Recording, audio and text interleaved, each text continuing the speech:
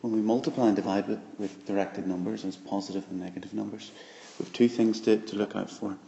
The first thing is the sign of the answer, and the second thing is the number part of the answer.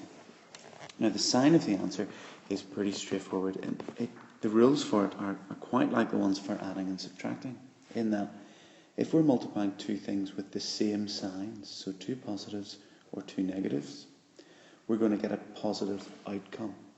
It's a bit like when we have two positive signs together, we change them for one positive sign, or two negatives, we change them for one positive. But where we have different signs being multiplied together, we will get a negative answer. In terms of the number part, we just take the number parts of both the values and multiply or divide them as normal.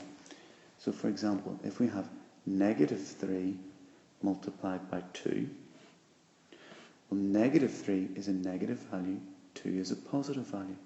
That means those signs are different. So if they're different, we're going to get a negative answer. And so the first thing I can write down is minus. Now when we look at the number parts of this, 3 times 2 is 6. So my answer is negative 6. Let's try another one.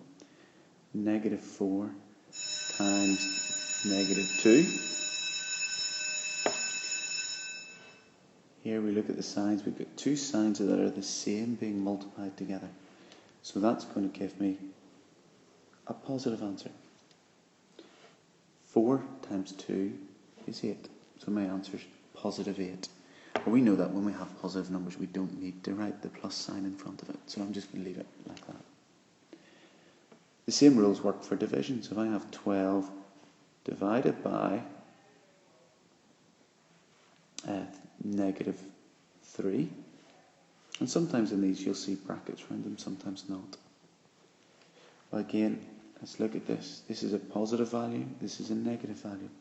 That means we're thinking different signs. And so my answer is going to be a negative. 12 divided by 3 we know is 4. So the answer is negative 4. And finally, negative 6 divided by negative 2.